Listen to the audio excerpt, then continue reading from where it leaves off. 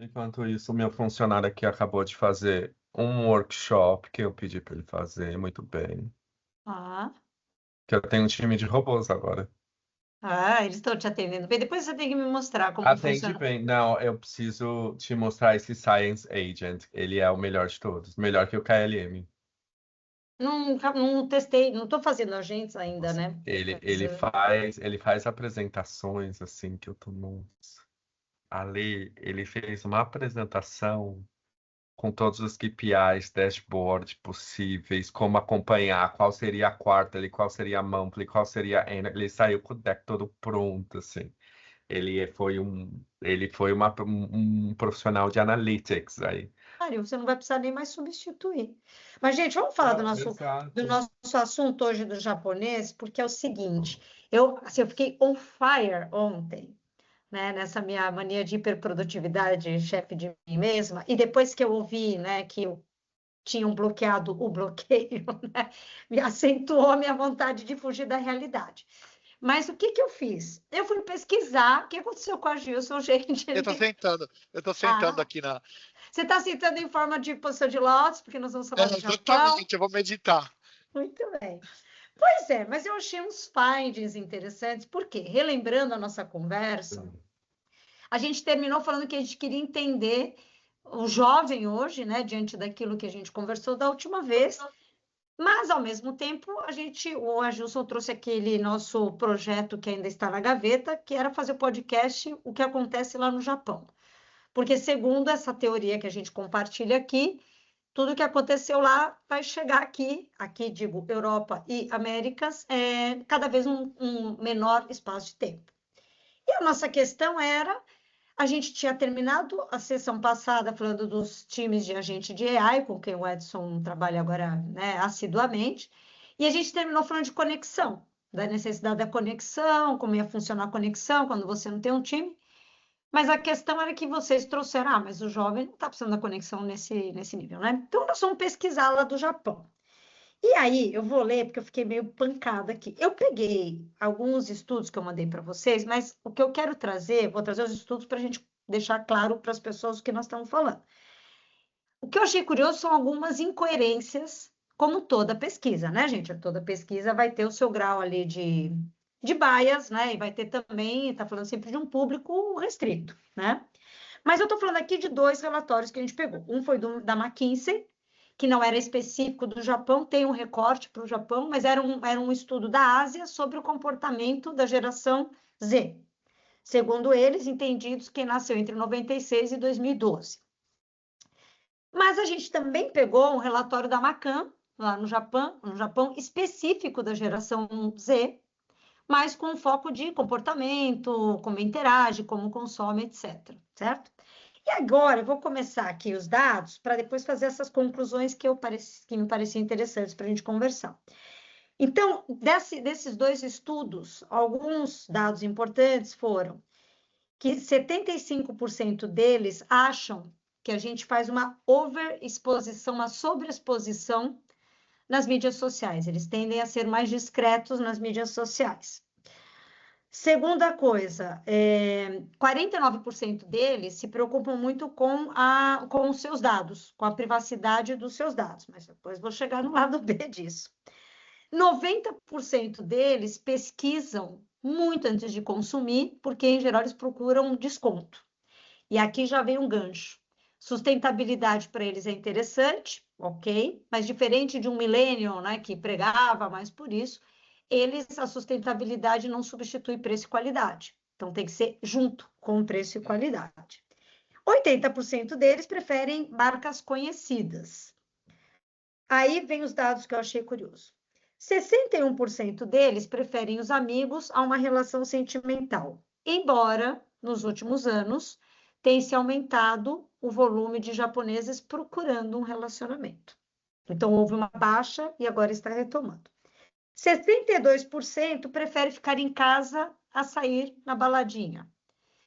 O que me leva a crer que é onde vai conhecer as pessoas, aí já é um ponto. Segundo, será que esse não desejo de estar numa atividade exterior, onde você está com pessoas, etc., não tem um pouco a ver com o medo da cultura da performance? Porque um dos indicadores que eles trazem é a necessidade que essas pessoas têm de se sentirem aceitas no seu grupo e de agirem de acordo com o que é esperado daquele grupo. Já vou chegar nos dadinhos, tá, gente? Eu tô falando pra caramba, mas só para jogar as coisas aqui. Coisas importantes. 69% deles acreditam que o mundo é um lugar muito instável e eles não conseguem fazer planos de futuro. Isso é um grande ponto de diferença das outras gerações, porque a gente sempre mais ou menos previa, né, o futuro. Aí, outra coisa, 61% deles preferem conversinhas, assim, sem nada muito profundo, a conversas mais profundas. Tem vários temas aqui. Agora, o que me chamou muitíssimo a atenção, que no Japão existe que eles, de maneira geral, eles atuam de uma forma a não desagradar o outro. Então, nessas perguntas, você prefere se posicionar, mesmo que isso desagrade alguém? Eles são destacadamente a geração Z, um indicador mais baixo do que as outras gerações, e em especial do Japão é o mais baixo de quase todos. Então, é uma necessidade de pertencer, não desagradar, ou seja, eles preferem fit in do que ser único, e a marca não é para se destacar, a marca é para você fazer parte, quando você consome uma marca, é para fazer parte de um grupo. E aí, o muito curioso é todos os, eu anotei os nomes, Izekai, Shikiwao, um monte de nome, de coisinhas que os japoneses estão usando para se distrair dentro de brinquedinhos, que estou falando de gente adulta, tá? De brinquedinhos que eles compram nessas maquininhas, tipo aquelas maquininhas que pesca, que eu esqueci o nome dessa maquininha. Animes que falam de personagens que são vulneráveis e têm defeitos. Um monte de gadgets que eles compram de forma bem infantil. Então, existe quase que uma corrida para um refúgio, porque aí, quando eles são perguntados por que eles estão consumindo esse tipo de produto, a resposta tem sido porque eu preciso, eles têm uma autoconsciência bastante importante, e eles falam, eu preciso de um lugar para me restaurar. Então, quando eu me sinto muito pressionado, eu vou para esse mundo meio da fantasia. E aí a correlação que eu fiz, que agora eu vou parar de falar e vocês vão falar, existe um cuidado com a imagem, um cuidado com a atenção de dados, né, de não se superexpor, mas ao mesmo tempo eu quero encaixar, mas ao mesmo tempo eu sou pragmático, só que eu não vejo um futuro muito promissor. Então eu volto para a fantasia, volto para os grupos sociais fechados, que eles falam, como a Edson falou, que eles se conversam muito online, mas cada vez em grupos mais fechados existem movimentos de você sair daquele grande coletivo e ir para um grupo menor, onde você se sente visto, né? E eu prefiro agradar a ser autêntico. Esse é o coquetel da geração Z no Japão. E aí, o que vocês acham disso que eu falei? É super interessante, mas eu acho que alguns pontos são relacionados à cultura asiática. Por exemplo, pertencer ao grupo, não se destacar num grupo é algo muito da cultura de comunidade da Ásia. Você não pode se destacar. Isso é visto de uma maneira que as pessoas não gostam. Você nunca pode ser diferente, porque isso é visto de uma maneira que você está tentando de alguma maneira ser melhor ou alguma coisa. Então isso daí não é. Então acho que isso eu esperava. E alguns outros pontos também que eu acho que são muito culturais, mas o que eu acho que é interessante é essa questão aí de excesso, né, de performance, da expectativa de excesso de performance, e isso provavelmente cria alguns números que a gente vê relacionados à angústia, a não querer fazer as coisas, a buscar refúgio e tal. Eu acho que é muito relacionado à expectativa de performance, que é muito forte também na cultura asiática. Os pais esperam muito dos filhos, eles têm que ser bons em tudo, têm que aprender tudo, que é um pouco também a cultura de performance hoje americana que foi exportada para o mundo inteiro. Então, assim, eu acho que isso era algo que você via muito na Ásia, mas hoje está acontecendo meio que no mundo inteiro também, né? De que a expectativa de performance em geral, e isso está sendo traduzido ao que é esperado dos adolescentes também. Mas alguns dados que a gente já sabia e ainda são mais acentuados no Japão, né, de não querer sair, de preferir ficar em casa, os dados que você comentou sobre crescimento nos últimos anos de pessoas que querem relacionamento amorosos ao invés de relacionamentos com amigos, também é algo que tem se intensificado na Coreia, mas eu acho que tanto na Coreia quanto no Japão, que eu tenho lido, que é relacionado a programas do governo que foram colocados para natalidade. Então, assim, de ajuda financeira, de todos os tipos de ajuda porque esses dois países têm grandes problemas, né, com taxa de natalidade. Então, assim, eles investiram muito em programas para que fosse mais fácil para os jovens quererem estar em relacionamento e terem filhos. Então, assim, eu tenho lido que um pouco desse aumento é relacionado a isso, mas pode ser que tenha alguma outra coisa por trás disso, né? Que chega num ponto de tanta angústia, de se sentir sozinho, dessa necessidade de ter alguém, mas eu não sei ainda se é relacionado ao mundo que a gente vive ou se são esses incentivos que existem aí no Japão. Mas é interessante. Eu acho que a gente só vê os números mais acentuados no Japão, de tudo que a gente vai começar a ver nos Mas outros a gente fala lugares. do que a gente passou do Brasil, que eu dividi com vocês, um estudo do Brasil também, mas aí já vou falar do Brasil. Edson, o que te chamou a atenção nesses dados? O que me chama, acho que eu fui pro mesmo caminho disso, assim, eu acho que tem muita cultura do Japão refletida, aí eu não fiquei muito surpreendido, né? E aí eu fui muito no, eu sei que tem gente que não gosta do compasso de cultura, Culture Compass do Hofstede, né? Para dizer essas dimensões, essas diferenças, né? Então, quando a gente fala de distância de poder, o Japão é médio-alto, né? Só que a tomada de decisão ela ocorre e ela é top-down, né? Mas assim, manda quem pode, obedece quem tem juízo.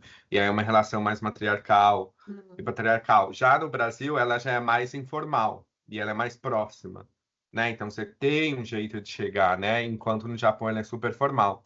E ele é formal até na forma de demonstrar sentimento, né? Então você pode chorar, pode, mas você vai no bar específico que você vai chorar. Você vai no bar que você ficou desempregado que tem o drink free.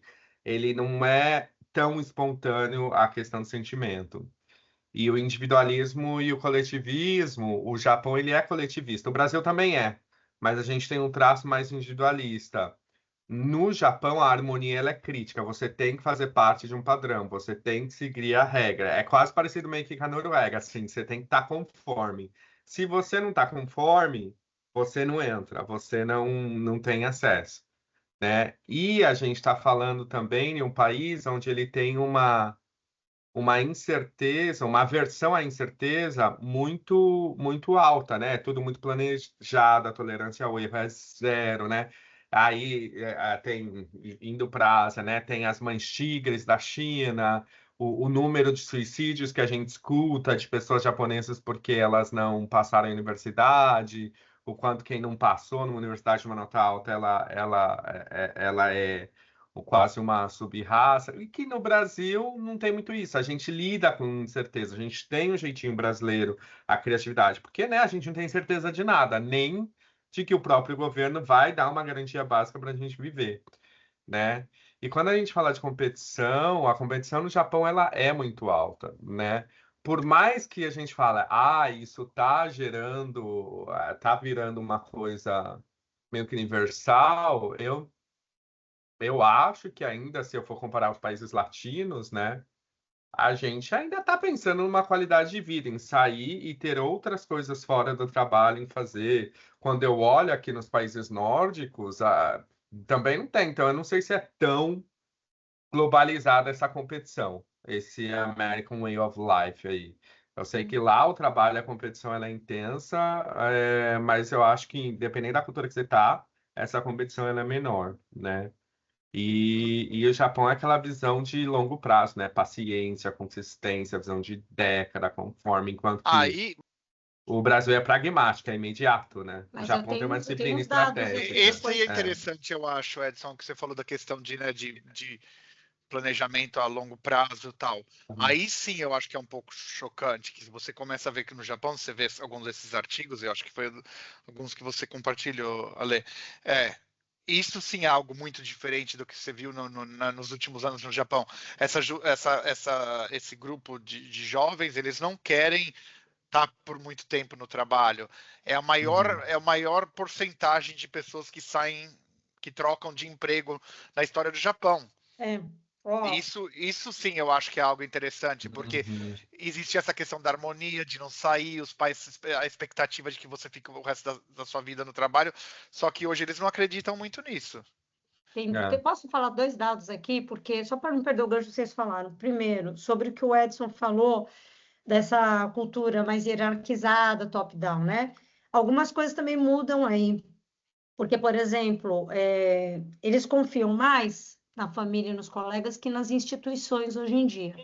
Que eu arrisco dizer que talvez outras gerações iam ter isso um pouco mais acentuado para o lado das instituições. Então, tem aqui um questionamento das instituições.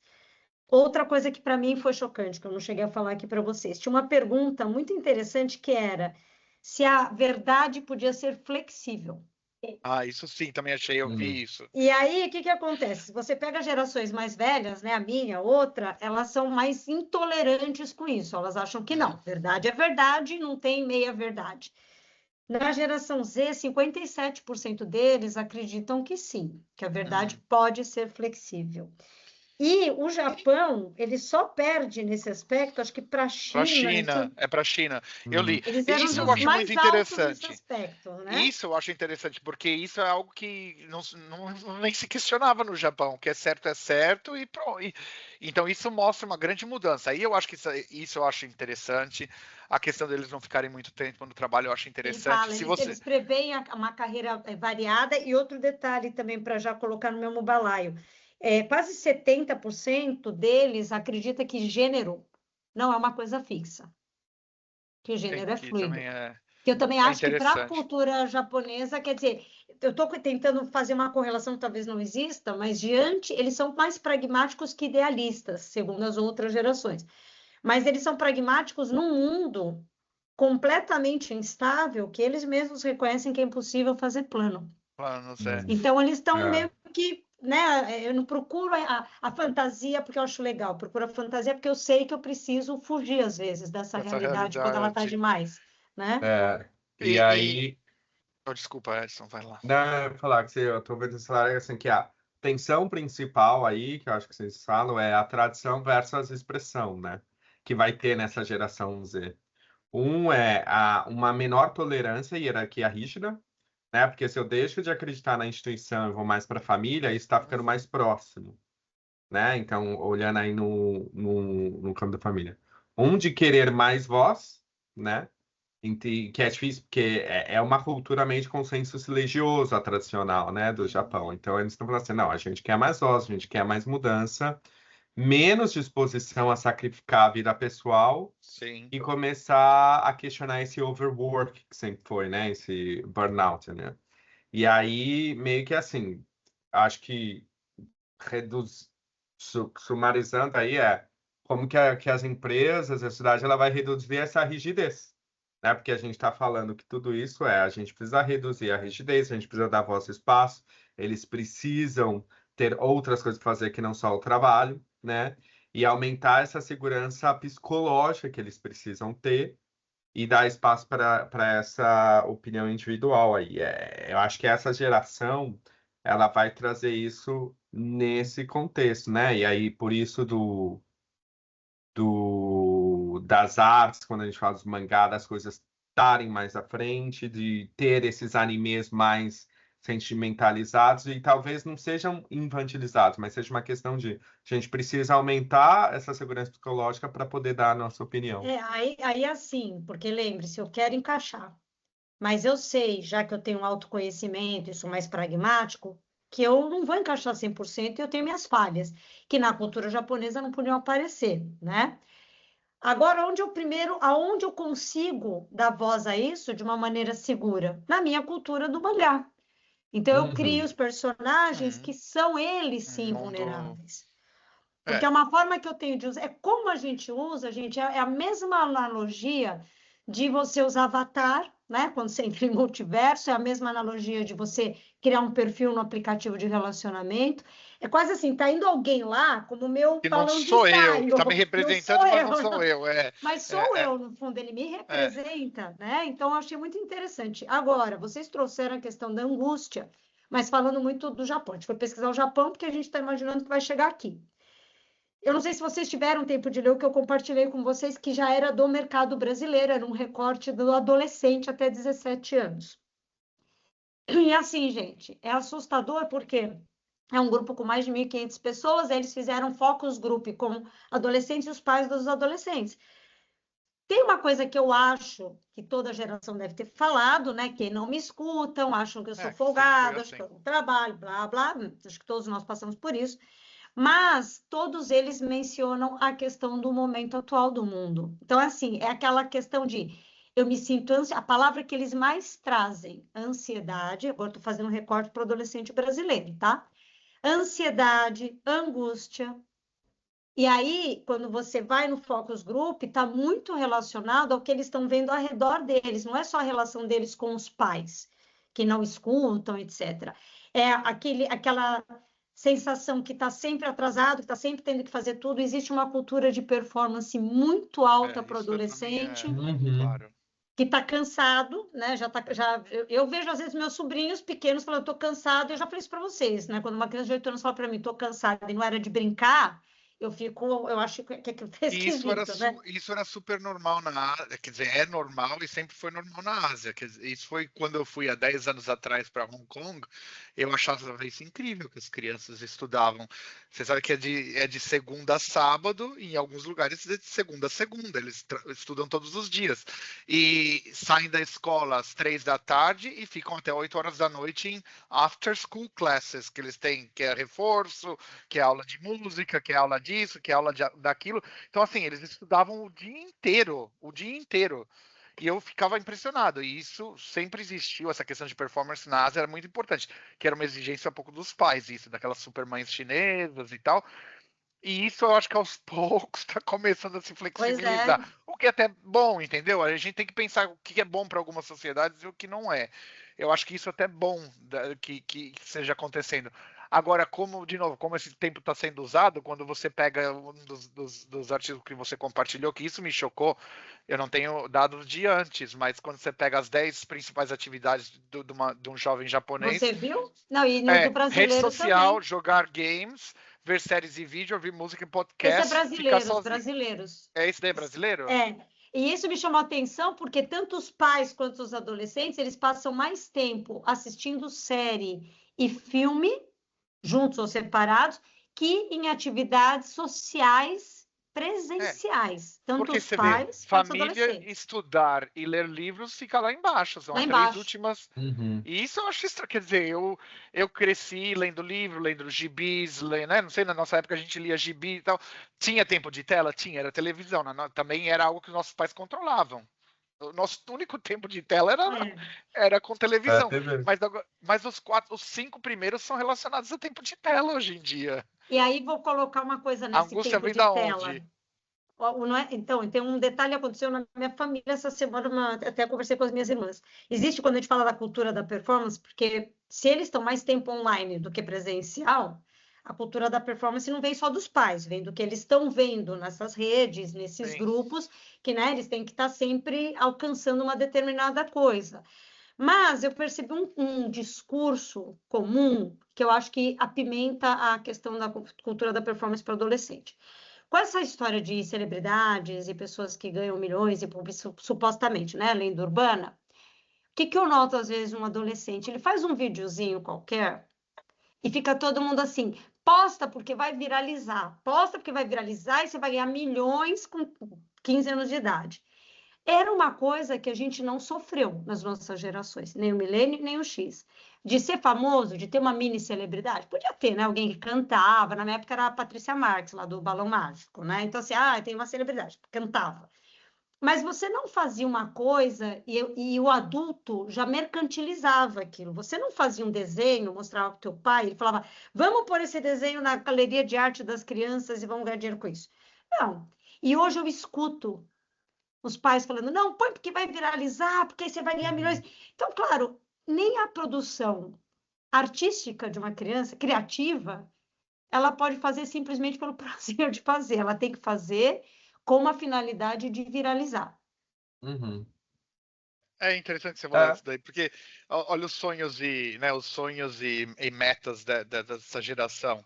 São todos relacionados a você sempre estar performance. É dinheiro. é Carreira, ser visibilidade, bem-sucedido, faculdade, estudos, relação status, profissional, visibilidade. conquistar bens. Então, assim, tudo que está no topo, que sempre, assim, os pais sempre quiseram que você estudasse, que tivesse uma boa Sim, carreira. mas você não Mas eu pensava acho nisso assim, com 15 anos. não, e eu acho É. que na nossa, eu não sei, quando a gente cresceu, Ale, eu acho que meus pais esperavam que eu entrasse numa faculdade, queriam que eu estudasse e pudesse entrar numa boa faculdade, mas não existia essa pressão de ser bem-sucedido. Essa pressão de ser bem-sucedido, que é muito da cultura que existe, eu sempre vi na Ásia, é muito importante isso. Uma criança que não é bem-sucedida, ela é rejeitada pela família.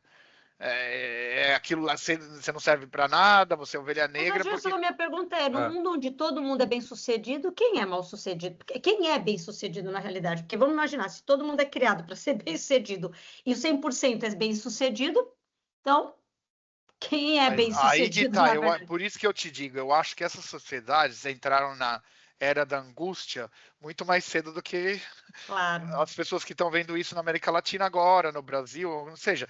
Então, assim, eu acho que é quase uma inversão de valores aqui. Eles se angustiaram muito mais cedo, porque essa pressão existia já nos últimos 20, 30 anos. E eles estão chegando num ponto agora que eles estão cansados dessa, né, do que é cobrado e estão tentando provavelmente ir para o outro lado, né? É. Então, assim, a questão de performance talvez não seja mais, ou eu vou ser rebelde contra isso. Meus pais querem, mas eu não quero mais saber disso, porque então eu acho que está começando a haver uma inversão de valores. Nessas sociedades onde eles já passaram por isso, eles estão aos poucos tentando sair desse labirinto. E a Uhum. gente que antes não existia essa exigência, a gente está cada vez mais, e agora a gente começa a ver a questão de angústia, a questão de, né, necessidade de performance, de achar que não, I don't fit in, eu acho que é um pouco isso, eu vejo. E só um E, ó, detalhe aí, por exemplo, quando você faz, vamos imaginar os 30 anos atrás do japonês, tem que ser bem-sucedido e tal. Num cenário que aparentemente, se ele fizesse o esforço dele, ele teria uma. É como se ele estivesse correndo uma maratona e vendo que tem o espaço da maratona, né? Então, assim, se eu fizer minha parte, eu vou cumprir a maratona. Esse jovem que fala que 70% deles não acreditam que o futuro é um lugar instável, inóspito, que eles não podem fazer planificação, fica como se fosse um pé no acelerador e outro no freio, porque você tem que correr, você tem que performar, você tem que ser bem-sucedido aonde? Porque você não consegue ver para onde você vai. Hum. Então, é como é, você deixar um touro desembestado, mas que não vai sair de dentro da cochela onde ele está, né? Essa falta de perspectiva é horrível, né, na verdade. Eu estava pensando aqui, né, dessa questão da performance, né, da geração mais nova no Brasil, né, muito relacionada. Eu vou botar um pouco do meia-culpa na minha geração, porque são os nossos, teoricamente, filhos.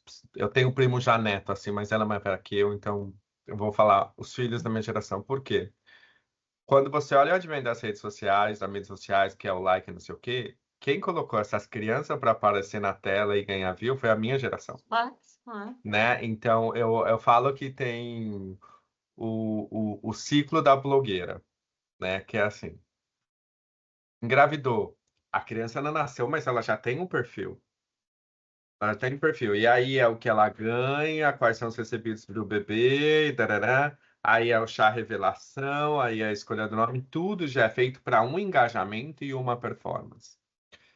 Mas essa primeira criança, que talvez foi a que viralizou e estourou, é que eu não quero falar nomes, né? Mas é, é diferente de uma criança que nasce e ela viraliza, sei lá por quê, nas redes sociais, que os pais nem sabiam o que que era, e ela vira o sustento dessa família toda. Então ela vai ficar com esse overperformance aí ainda mais ainda. Diferente, por exemplo, aí eu posso falar, não, querendo dizer, é uma cantora que eu amo muito, que é a Sandy, porque ela falou assim: você sabe a cara do filho da Sandy? Alguém aqui sabe a cara do filho? Não, porque não, ela nem, faz nem questão saber que de. ela tinha filho, não acompanho Tem, já assim. tem mais de 10 anos, o filho dela. Então, assim, que ela fez questão de não ter, porque ela fala assim: eu quero que ele tenha o poder de decisão se ele vai ser famoso ou não. Enquanto eu puder esconder isso, eu vou esconder. Mas olha a diferença. O filho da Sandy não vai precisar sustentar ela, nem a família dela, nem tudo isso. Então, acho que da minha geração adiante, com esses adventos dessa performance, dessa exposição por status, eu acho que fez a culpa dessa geração próxima sentir, eu preciso ter essa visibilidade, preciso ter esse status. Porque com isso veio uma possibilidade de uma carreira, uma possibilidade de ganhar dinheiro, né? E por isso que tem uns casos aí que extrapolaram até o limite da ética. Quem gostar de seriado, tem um seriado que chama The Gang na Netflix, que é o caso real de uma menina criança que viralizou e ela foi crescendo. Não, The Squad. E ela foi crescendo e criou um squad. E aí depois foram vendo que a mãe dela fez tudo negócio em torno dela. A ponto de aí, quando ela já vira adolescente, não sei o quê, aí já vai para um lado mais de exploração sexual. Mas o quanto que isso tem a ver, eu faço um meia-culpa da minha geração de colocar isso Mas na aí eu acho cabeça que das veio até da pessoas. nossa, Edson, por exemplo, na sua, é que o veículo, ele era a rede social, e a rede social, a barreira de entrada é zero, né? Basta você ter um smartphone, ou se não, até o próprio desktop. Mas se você pensar em todos os casos de, principalmente Britney Spears para trás, né? Tem É, muitos Ela me artistas veio que à os, cabeça quando o Edson estava não falando é? sobre Assim, então, assim, a é. única coisa é que eram menos casos, porque o veículo para Era visualização mais daquela pessoa lento. era menor. Eu acho que hoje, agora, Edson, o que você fala é justamente o que eu vi essa semana. Então, hoje, uma criança, um adolescente de 12 anos faz um vídeo engraçado e os pais já estão incentivando essa criança a subir para viralizar, né? É esse mindset do viralizar, do tudo tem que ter Uhum, um preço, isso. né? Hum. E aí eu acho que isso é aí o que eu acho que e aí eu não tenho filhos, mas vou defender essa geração no seguinte aspecto. É uma geração que não sabe nem pisar fora do lugar porque tem alguém gravando. Eu vejo minha mãe grava o dia inteiro meu sobrinho para passar para mim. E eu já vi o meu sobrinho olhar, vovó, desliga isso, com 7 anos, tipo, não tô querendo mais. É, Então, assim, existe uma coisa de como se você estivesse num show de Truman, porque essa geração parece que vive um show de Truman. Ele acorda, tem alguém gravando, se não é ele mesmo, né? Tem alguém gravando ele, como o Edson falou, desde que nasceu. é. Então, você está o tempo inteiro que você não pode ter um fio fora do lugar, da cabeça, porque, né, eu vejo meus sobrinhos de novo, se eu tiro uma foto e eu estou descabelada, vai passar o filtro, né? Não pode sair descabelado, né? Então, vai crescendo assim. Aí É. tudo que faz tem que ter uma relevância para as pessoas. Isso que dura 5 minutos, porque amanhã assim, ninguém já lembra de você, né? O story já pagou. Mas Uhum, eu tenho que fazer. Aí eu olho para os meus pais, e são pessoas que estão o tempo inteiro pensando como vão viralizar alguma coisa. São pessoas que estão o tempo inteiro falando para os filhos: você está viciado no seu celular. Eu não, né? Você mesmo mandou um meme lá que eu morria de rir da menina, falando que fala com a irmã há 10 anos pelo celular, né? Que a irmã não. Só que quando você olha quem mais tempo de uso tem nas redes sociais, é o adulto. uhum. Isso é claro. Então aí o adolescente olha para cima e fala: tá falando que eu não saio da internet? Não saio da internet, né?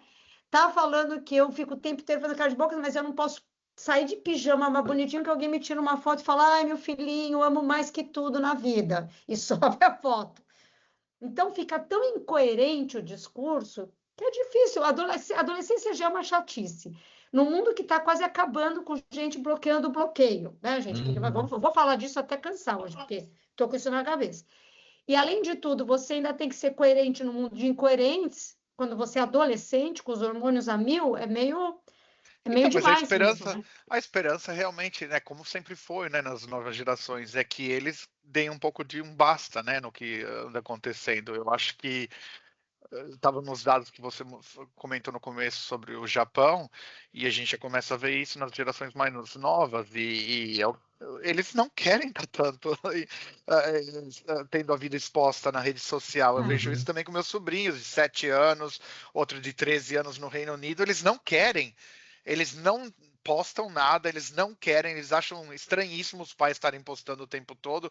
Então eles já é uma geração que está tentando evitar o máximo possível. Eles ainda usam muito para jogo, para comunicação entre eles, mas eles não gostam dessa exposição. Então, assim, será que não é Mas essa são geração meninos, agora que né, não gosta Gilson? dessa exposição? Desculpa, são meninos, porque eu acho que tem uma diferença. Você acha que as meninas, elas querem... Ah, é? Bom, aí é uma Existe uma percepção minha. diferença? Eu noto, porque na minha família tem 10 crianças, né? Então eu noto meninos e meninas. Também tem particularidades de cultura, de família, etc. Mas eu noto que os meninos têm mais essa coisa do jogo, né? Entrar no jogo. As meninas também jogam, mas os meninos jogam mais o jogo e tal. Ver alguma coisa no TikTok, ficar vendo gamer explicando o jogo, isso é um vício, né? Já vi na minha família. Agora, as meninas, eu vejo muito o tempo todo ou vendo coisa dos outros, né?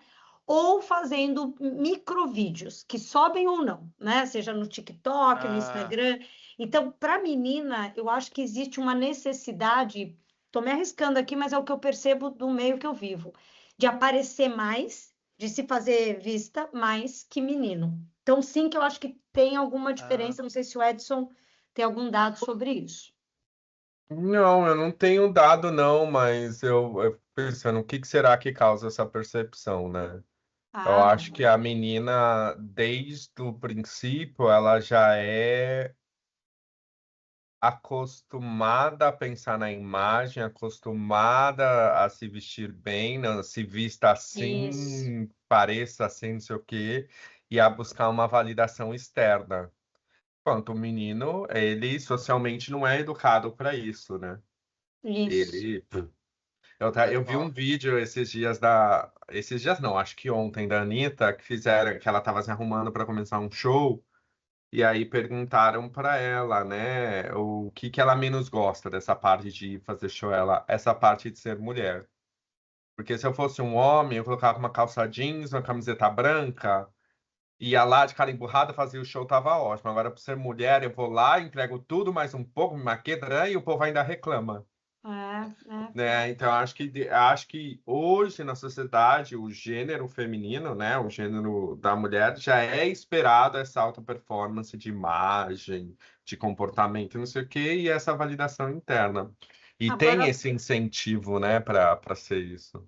mas olha que curioso, está falando isso, eu estou pensando. Veja que situação que talvez passasse nas outras, eu ia falar reencarnações, eu estou com a astrologia na cabeça, nas Uhum. outras gerações, mas que nessa ela está mais carregada de cores, né? Porque é tudo muito Uhum. excesso, né? Tudo muito demais. Porque o que eu vou falar agora, eu não duvido que não existisse nas nossas gerações, mas eu acho que Uhum. agora é muito visível. Você fala de uma menina, vamos pegar uma adolescente, que tem que mostrar, fazendo seu skincare, mostrar, né? Não é só aparecer bonito, é mostrar todo esse processo, é mostrar que está sempre bonito, é mostrar que está sempre fazendo coisas, é se mostrar, só que não é se mostrar na sua realidade.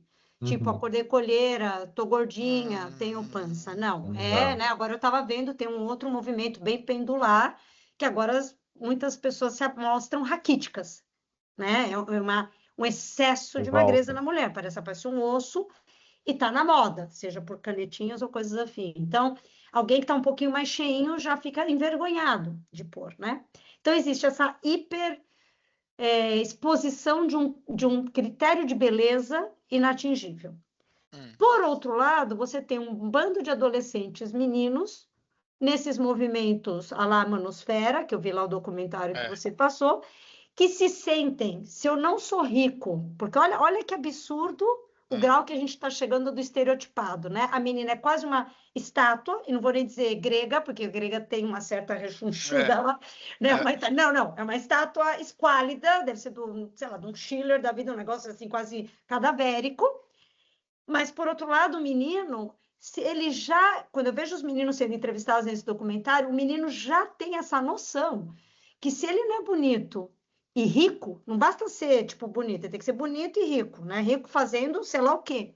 Por isso que eles entram nessa coisa de jogo, né? De fazer trading, sei lá, com Uhum. 15 anos de idade. Mas ele já entra assim, se eu não sou assim, nenhuma menina vai me querer. Ninguém vai me querer porque eu sou inteligente. né? Ou agradável, ou engraçado, ou romântico.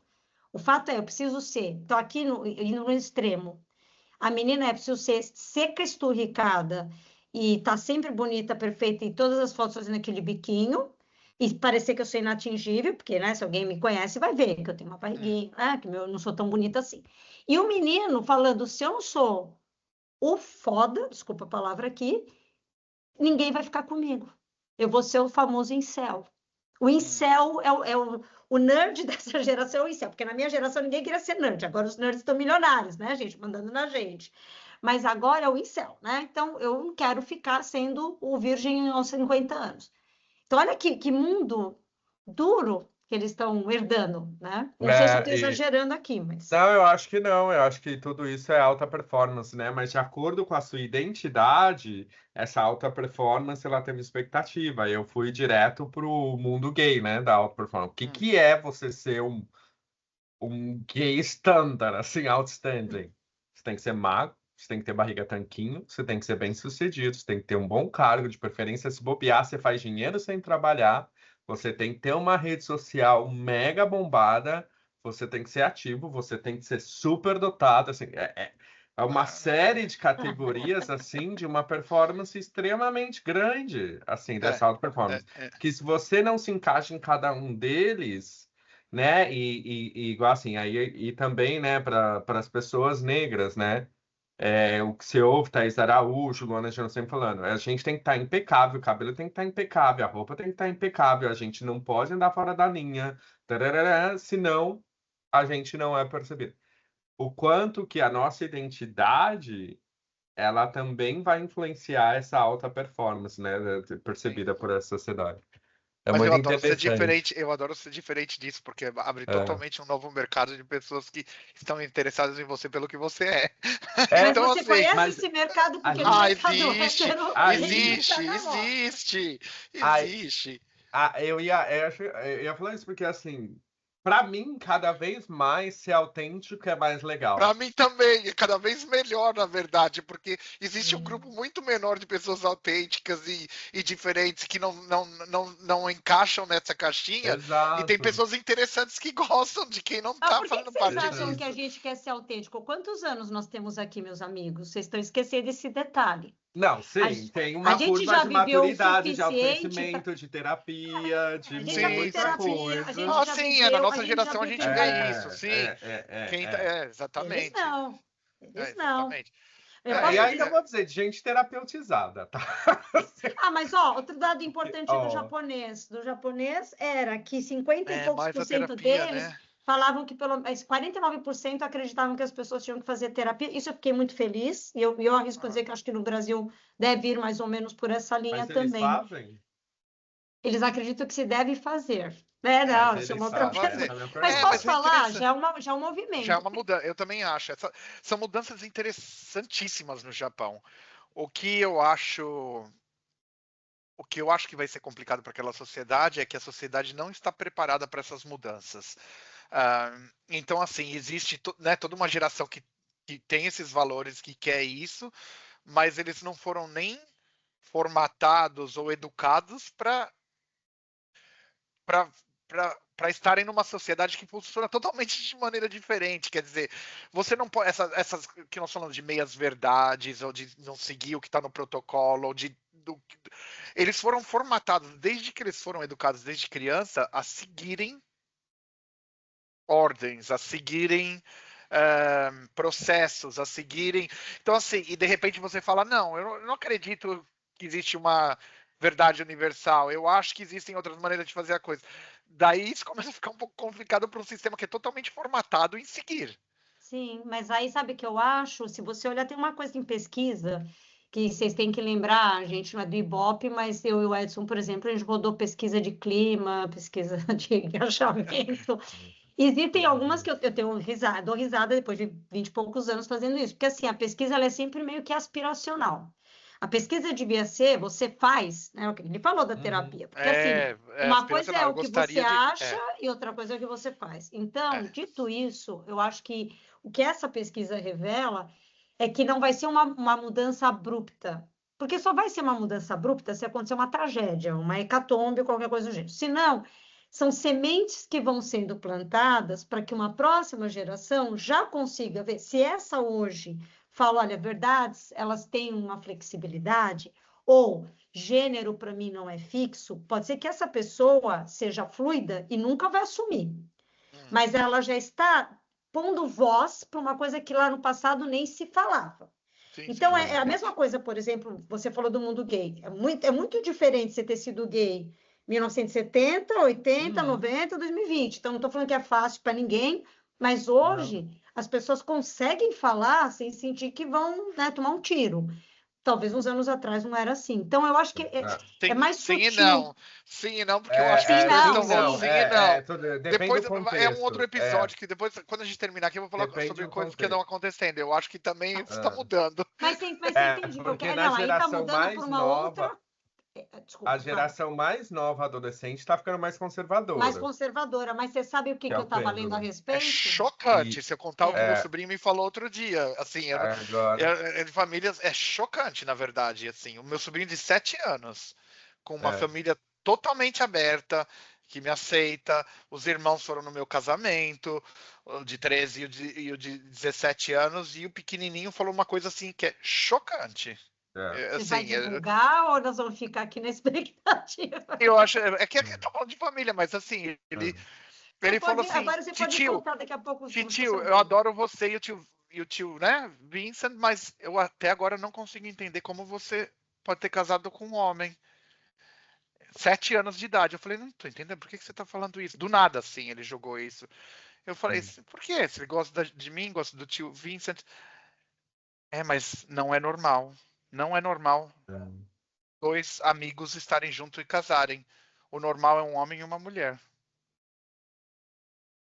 Aí a gente tem que fazer um outro episódio, porque tem uma questão política por trás, não é só uma questão de comportamento. Eu estava lendo, tem uma descrença dos movimentos progressistas. Tem um problema com os movimentos progressistas que caíram meio em descrença, seja por desinformação, manipulação, por uma série de coisas. E eu noto isso.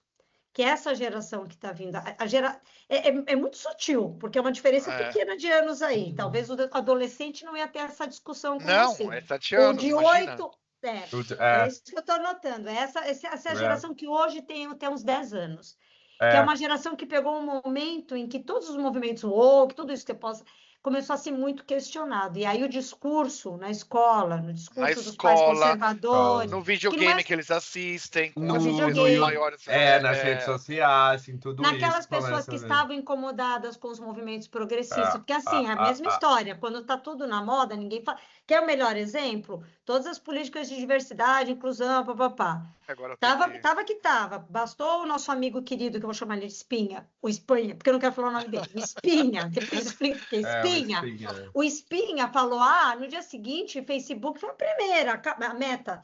Acabou a política. Então, assim, é a história de quando o gato sai, o rato faz a festa, é assim. Agora que eu tiro o discurso da linha, aí você vê quem realmente acredita naquilo ou que estava quietinho porque não podia falar o que achava. Nós vamos deixar para um outro episódio para falar sobre isso, que eu acho que é interessante. Mas eu acho que isso mostra muito o que você estava falando da questão aspiracional, quer dizer, é o que as pessoas querem. Querem, isso. Não, mas está acontecendo, não, é outra coisa. Desculpa, fala, Edson. Não, eu ia falar, acho que é legal a gente ter um podcast só disso mesmo, disso. Mas só o que a gente estava... Um da angústia, o outro de que mais, gente? Das minorias que estão sofrendo. Execradas na geração mais... Novamente. Por crianças.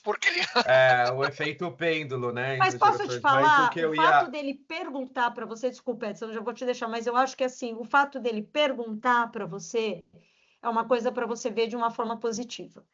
Porque tá confuso, coitado, exato, menino. Não é que ele formou uma ideia e ele está com raiva, porque o que vem a seguir é a raiva que a gente sabe que não leva para um bom lugar.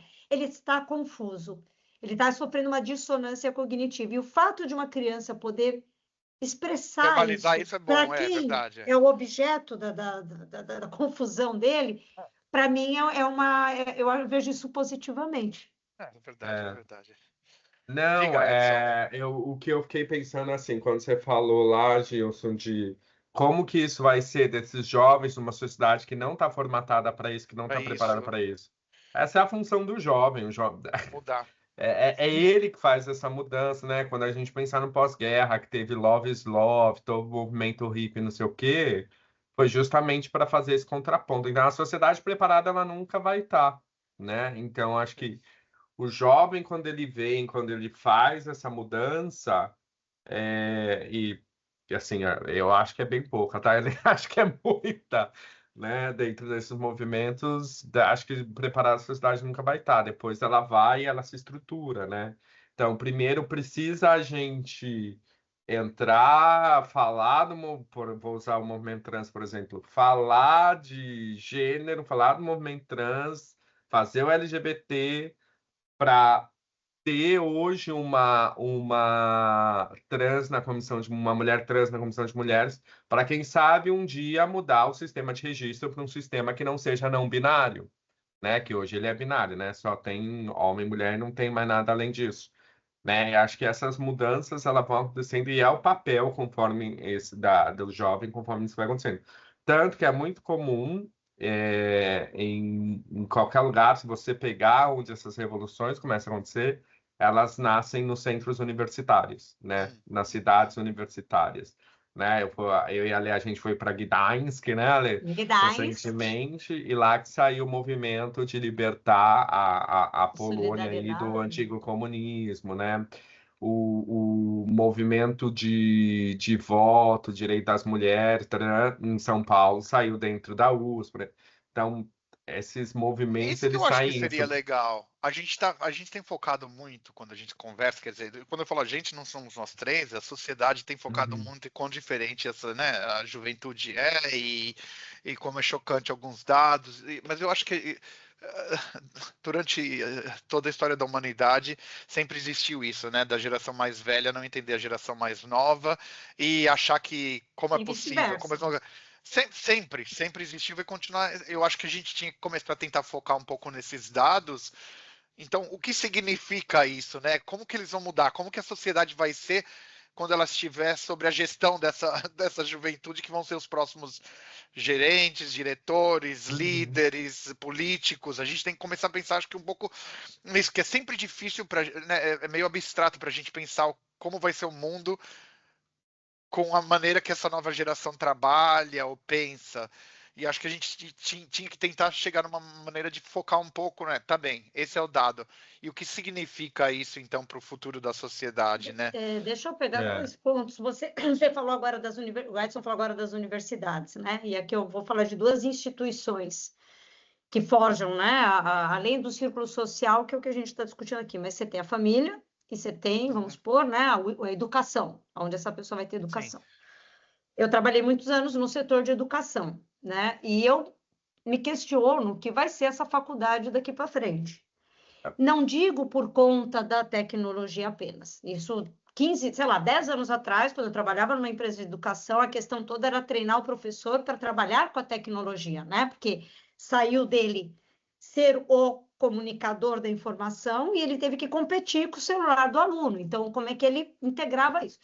Isso é uma coisa. A outra é, você entrava numa universidade, lá atrás você tinha que ensinar o professor, talvez, a trabalhar com a tecnologia e perder o papel dele de ele difunde a informação, mas existiam as carreiras mais ou menos tradicionais, mais ou menos promissoras, mas você tinha um certo horizonte que você ia estudar certa quantidade de anos e provavelmente você ia ter um trabalho no final dessa linha naquela função.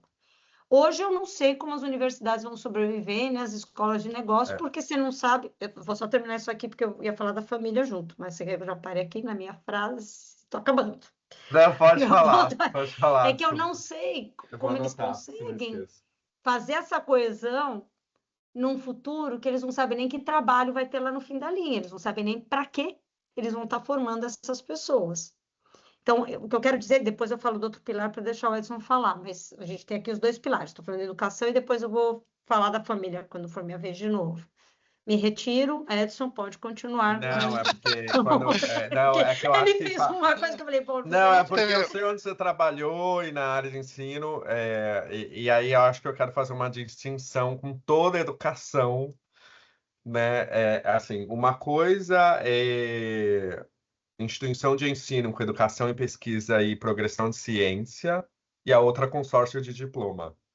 Tá, Edson, mas eu já Então, entendi onde você quer chegar e e, agradeço a sua educação, mas e mesmo aí, nessa de pesquisa, etc., essa é a minha pergunta. Como é que eles estão se preparando para educar pessoas sem saber essa linha final? Que eu não estou falando que é só pesquisa, Edson, porque nem todo mundo vai para a Uhum. faculdade só para fazer pesquisa. A maioria das pessoas vão porque elas pensam que através de uma carreira elas vão ter uma trajetória para começar, umas Eu fichas para entrar no entendo. mercado. O paradigma da carreira está acabando, né? Quer dizer, Exato, é isso que eu estou Se falando. a gente pensar em ensino e pesquisa como uma forma maniqueísta e que vai formar pessoas que vão trabalhar por um objetivo X, a ciência que vai, é como sempre foi, fazendo estudos de projeção de futuro, fazendo quais são as competências futuras, o que vai ser, parará, e isso sempre a ciência sempre respondeu e vai formar para ir, né? Agora, se a gente pensa em ensino, pesquisa acadêmica, como uma forma mais de envolver a sociedade, de desenvolver esse pilar, aí a gente tem uma abrangência muito maior que não só de uma formação tecnicista para você ser um funcionário na empresa XPTO e ter uma carreira, né? Uhum, Então, uhum. é um pouco essa E divisão você acha que eu esse acho. que jovem fazer. hoje ele está olhando para essa segunda via que você está falando? Eu sei que não dá para estratificar porque a gente está falando de classes sociais diferentes e interesses de vida diferentes, mas você vê o interesse desse jovem entrar nesse cenário que você está falando? Não sei, não sei. Eu não tenho um estudo ou evidência para te dizer disso. Eu tenho casos assim, eu tenho os meus sobrinhos que querem trabalhar na vida acadêmica, Hum. Tá. né? Então, eu É, vou ter uma resposta É, híbrida, a minha pergunta né? vem por isso, Até porque eles veem a vida acadêmica muito mais estável e mais clara do que o ambiente organizacional, corporativo. Só que, corporativo. mas esse ambiente vai, eu acho, esse Uhum. ambiente acadêmico vai ser destruído, porque não vai haver não vão haver fundos para financiar isso, as pessoas vão perder o interesse por causa dos tipos de. Eu acho que vai haver um abalo, sim, nas instituições educacionais, porque se está tudo sendo automatizado, ou elas vão ser para outros tipos de ensinos. Mas eu acho que o mundo acadêmico, como a gente vê hoje, eu não acredito que ele vai ser exatamente dessa maneira. E a gente tem que lembrar algo também, a gente falou várias vezes, a questão de tudo sendo automatizado e com inteligência artificial, e o que as pessoas vão estar fazendo, ou elas vão ter que aprender novos tipos de profissões que a gente não imagina, Isso. ou que são profissões de manuais, né, que você tem que utilizar a mão, ou Hum. outros tipos de conhecimento, ou a gente vai voltar para o que a gente falou, para os primórdios da filosofia e do mundo, onde as pessoas não trabalham mais porque não estudam, não trabalham porque tudo é feito por robôs e por inteligência artificial, e elas vão ter o tempo suficiente para observação e filosofar. Eu ainda acho que a gente pode reverter um pouco a situação, que o ensino vai meio que é uma coisa cíclica, que a gente vai voltar para um mundo de tempo, de ócio, para as pessoas começarem a De pensar. ágora, de Mas, academia. É, não, acho que tem muita coisa assim, mas é, como que vocês acham que é o mundo de pesquisa e academia hoje? Como que você acha que as tecnologias evoluem? Assim, eu fiquei um pouco confuso.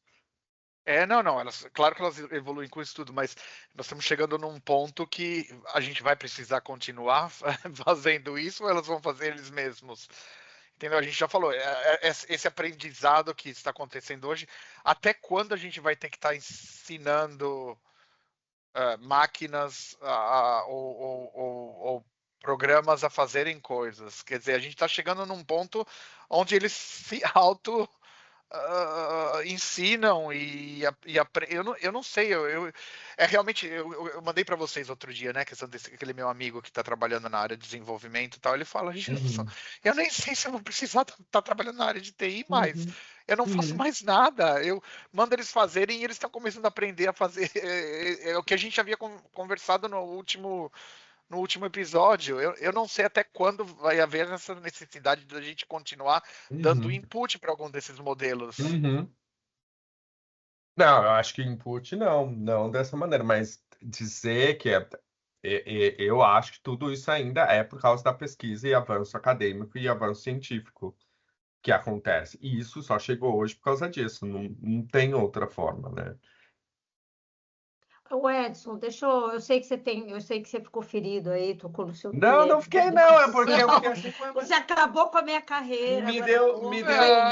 Não, ele Invadiu estava a questionando, democracia. ele estava mundo questionando acadêmico isso vocês outro estão dia. falando, né? Questionando isso outro dia. Não, meu ponto é, e aqui vamos só deixar um denominador comum. Acho que nós três, inclusive, somos amigos por isso. A gente admira, você mesmo sabe que eu estou pensando em fazer o mestrado e doutorado, então, assim, a gente vê valor nisso. Aqui o nosso exercício é essa abstração de quais são os possíveis cenários que nós vamos viver daqui para frente. Quando você fala tudo isso foi possível graças à ciência, à investigação, acho que não temos o que questionar.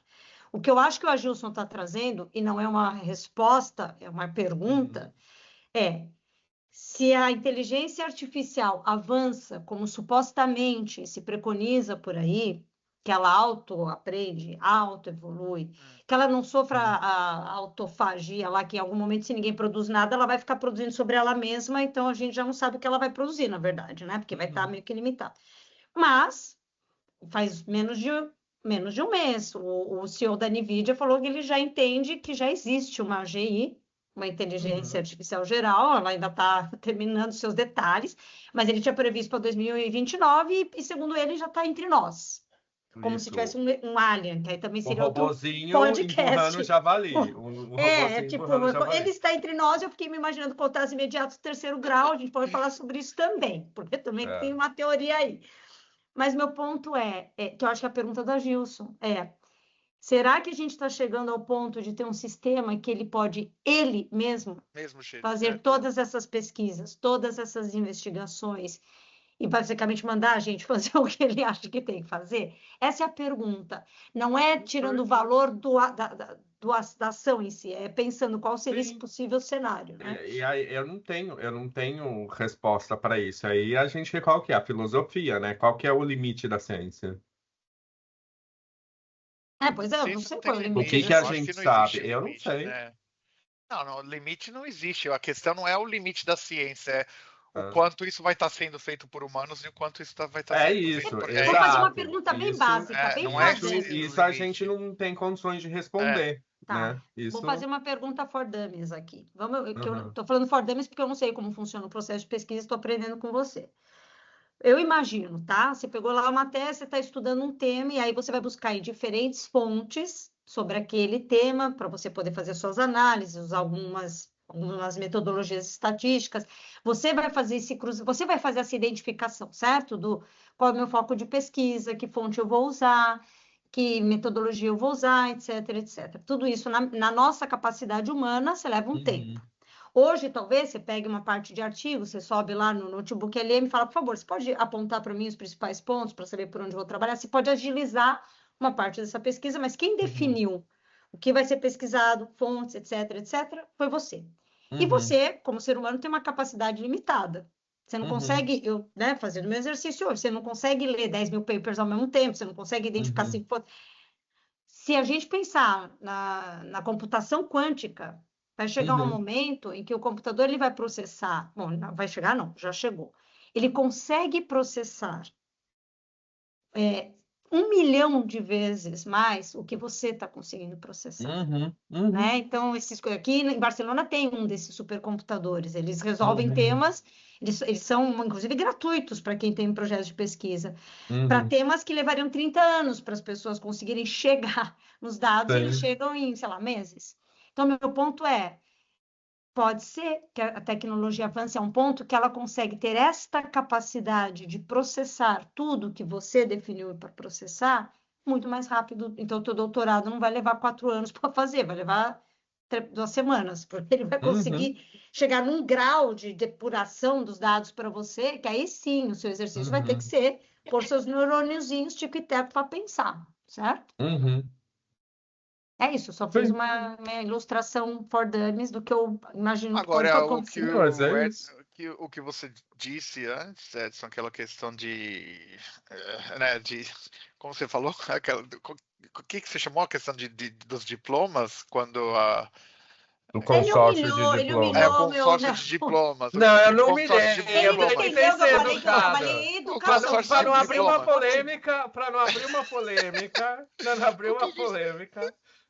Não, mas é interessante que você falou a questão do consórcio de diplomas, é isso. A gente também tem que pensar, a gente está falando assim, educação, quer dizer, é a qualidade da pesquisa científica, é a qualidade do ensino, porque assim, em números de acesso à educação, a gente sabe que todas as economias em desenvolvimento, as taxas de acesso à educação têm crescido, quer dizer, isso a nível global, e acho que eu estava lendo aqui o número de inscritos em ensino superior universitários no mundo inteiro chegou a uma taxa de 39%, quer dizer, a nível global, quer dizer, é muita gente. Quer dizer, não é que vai estar sumindo isso de repente, as pessoas ainda assim, mas também a gente tem dados, todos os dados relacionados ao acesso à educação superior global são até 2024. E o grande pulo da inteligência artificial foram nos últimos 2 anos. Então a gente tem que começar a ver aqui em termos de como a nova geração vai ver, que não é algo que a gente vai ver de imediato, né? Como a nova geração vê o acesso ao ensino superior, eles vão continuar tendo essa visão de que é importante. Quer dizer, o desenvolvimento da inteligência artificial vai fazer com que as pessoas falem, não, realmente não tem um porquê de eu entrar numa... É isso que eu acho que é isso que eu estou questionando um pouco. Não, mas eu concordo, eu também questiono isso, porque hoje em dia, por exemplo, vamos supor, uma graduação que você faz em 4 anos, que você aprendeu no primeiro ano já está obsoleto quando você se forma, né? E aí, com essas tecnologias, assim, para que eu vou desenvolver um pensamento sistêmico e acadêmico se eu tenho um robô, um AI, e quando eu tenho um problema, eu vou lá, dou uns prompts, ela já me traz a solução e eu soluciono esse problema, né? E eu não, e aí vem como que eu vou desenvolver pensamento crítico, Mas aí que eu acho que a sociedade né? começa a desenvolver mais o lado filosófico, entendeu? Da mesma É. maneira que a gente está discutindo isso, a gente está pensando. Eu acho que numa sociedade, quando chegar a um ponto desse que a mudança é tão brusca do que a gente estava acostumado, é quando muitos pensadores começam a questionar tudo e a observar e a tentar. Eu acho que ainda tem algo interessante que possa acontecer relacionado a isso. É mais. É uma escola de pensamento que pode ir contra isso, uma escola de pensamento que pode challenge, né, o que está acontecendo. Eu acho que isso é até algo interessante, porque toda vez que houve uma mudança drástica no mundo, se surgiram essas escolas de pensamento. O que ele falou é bem legal. Pode falar, fala. Não, o que você falou é legal, porque assim, a única ciência que vai contra todas as ciências, tudo que não responde, é uma escola de pensamento, é a filosofia. Né? É a filosofia que vem tentar dialogar e responder tudo aquilo que a metodologia científica, a epistemologia, ela não responde. Né? E esses auges, eles acontecem quando tem essas mudanças drásticas, né? Desculpa, Lê. Não, Ih, travou. Ai, a Lê tá Ale, sendo você tá vendo? silenciada, ela é a única mulher do podcast, Ale, tá sendo espera que você não foi congelada. Voltou. Ai, gente, eu sei lá. Pra Bom, pegar uma enfim, bicha. eu vou ter que sonhar com o Elon Musk e falar, meu, milagre, me deixa fazer minha pequena contribuição para o mundo em paz, desgraçado, o espinha número 2. Bom, vamos lá. Não, eu queria só pegar uma coisa que vocês falaram, os dois, que eu acho que vai voltar num tema que é bem relevante a gente falar. Não estamos escapando dos jovens, tá? Porque eu acho que eles sofrem isso também. O Edson começou a falar, eu vou dar tudo lá para a inteligência e tal, e vai sobrar para mim o meu raciocínio crítico, né? E aí você falou, escola do pensamento e tal. Sim. Falta uma coisa nessa equação, que aí sim eu acho que é uma questão cultural que é importante a gente bater sempre na tecla, que é por que hoje nós estamos os três aqui discutindo? A gente não está, né? A gente está juntando as nossas informações para desenvolver esse raciocínio crítico, certo? Saber o que a gente não sabe, confrontar as nossas ideias, etc. Porque tem 2 fatores aqui. Você está rindo do quê? Eu sei onde você vai chegar, eu acho. Você já sabe, né? Um é a gente tem interesse nisso. Então, a pessoa precisa ter um interesse, né? Porque tem gente que não quer, tá, gente? Pessoa dizendo, adoro conversa profunda. adora não, né? Porque não é fácil. Mas você precisa ter tempo para isso, certo? Então, se lá numa pesquisa de clima, numa pesquisa que você falou, eu posso agora ganhar um tempo, porque a inteligência artificial faz esse trabalho para mim de curadoria, que eu determinei o que ele vai curar, eu posso gastar meu tempo analisando tudo isso, pensando e tal. Num ambiente aonde você pega o seu celular a cada 10 segundos, aonde você recebe notificações por todos os lados, aonde se você está parado, e o Edson sabe isso, empresa, você também, Agilson, ficar parado é sinal de que você não está fazendo nada, ninguém sabe que quando você está parado, você está pensando, não, você tem que estar fazendo, né? Então, tem uma equação aí que você precisa ajustar, porque senão a tentação da pessoa vai ser qual? Sobrou Eu, tempo, eu salto para eu fazer concordo. mais coisa. Eu concordo discordando, eu vou te dizer o porquê. Eu sabia que você ia chegar nisso e eu acho que tem ainda um fato a mais aí no que você está dizendo, que é a questão de experiência de vida e preparação profissional, preparação, vivência em comunidade, aprendizado e tal. E se a gente está pegando uma geração que ainda não teve tempo de fazer esse aprendizado, e nem tá aprendendo tanto quanto antes, porque tá grudado numa tela o tempo todo. Quer dizer, como você pode ter uma escola de pensamento desenvolvida por pessoas que estão sendo, eu não quero, né, ferir os sentimentos de ninguém, bitoladas por um sistema que está bombardeando eles com histórias sem nenhum valor o tempo todo, né? Mas a gente tem que lembrar, como acho que também em toda a história do mundo foi a mesma coisa, é sempre uma minoria, é a minoria de pessoas que continuam fazendo as coisas de outra maneira, que não estão conectados o tempo todo, que estão fazendo observações científicas ou observações sociológicas, que estão questionando o mundo, e essas pessoas sempre foram uma minoria no mundo. Uma escola de pensamento não foi desenvolvida pela massa que estava questionando, era desenvolvida por um número de pensadores que liam, que escreviam, que observavam. E eu acho que até nessa geração, em qualquer geração, eles sempre vão existir. Eles sempre vão existir. Você não depende de toda uma geração para fazer uma mudança. Você precisa de grandes pensadores e eles vão ser a minoria sempre. Só que agora com um desafio, né, Gilson? Porque você está falando, vão ser a minoria, eu concordo com o que você falou. Eu só acho que antes essa minoria, ela não estava com tanto ruído em cima dela. Tipo, você tinha uma sociedade, você tinha uma minoria que fazia essa labor, né, de raciocínio crítico, e você tinha uma massa que estava preocupada em seguir seu dia. Hoje você tem 1 milhão de especialistas em nada. Gente, eu posso amanhã falar, sou especialista em, sei lá, em conflitos no ambiente de trabalho. Não sou especialista, eu tenho uma experiência. Mas todo mundo agora dá a sua opinião. Então, é tanta gente se autoproclamando especialista de algo que fica difícil para essa minoria se fazer escutar. Mesmo que seja uma minoria, porque assim, se essa minoria existe e ela faz algum impacto, que ela faz, né? Só que ela é a sementinha ali. Antigamente não tinha tanto ruído em volta dela, ela conseguia plantar alguma semente. Hoje ela tem que ainda ficar brigando pelo espaço com um Eu não monte de sei, gente. não tinha ruído. Eu tô te questionando porque eu quero que a gente, né, pense de uma maneira diferente. Não existia tanto ruído, mas elas não tinham acesso a nenhum meio para falar, para a voz delas. Então, o único meio delas era conversando com pessoas num café numa esquina em Paris, ou escrevendo um livro que poucas pessoas iam ler, e em algum momento eram várias pessoas que começavam a ler. Então, eles nem existiam canais para divulgação disso como existe hoje. Então, eu acho que, na verdade, hoje até ajuda a que algumas dessas escolas de pensamento tenham mais acesso a seguidores do que existia antes. Eu não sei. Espera um pouco. Quando você falou, eles podiam ir num café falar com alguém ou escrever um livro, hoje eles também podem fazer isso. A dificuldade vou de novo no meu ponto, tá? Antes, vou pegar os dois exemplos que você deu. Tinha um café, um grupo, né? E escrevia obras. Hoje são zilhões de obras escritas, inclusive por inteligência artificial. Então, fica mais difícil você se destacar. Vai num café tentar conversar com alguém, né? Assim, é difícil hoje em dia. Então, meu ponto mudou a forma, o veículo. Mudou o veículo, ele ficou sem aquele e ele está num que está muito barulhento. Quando você fala de uma escola de filosofia, outro dia eu descobri, por acidente, que na esquina da minha casa tem uma escola daquela Esqueci o nome daquela professora, Lúcia Galvão, é isso? Da nova. Bom, enfim, tem uma escola de filosofia aí no Brasil que é relativamente conhecida. Eles têm uma sede aqui, eu descobri.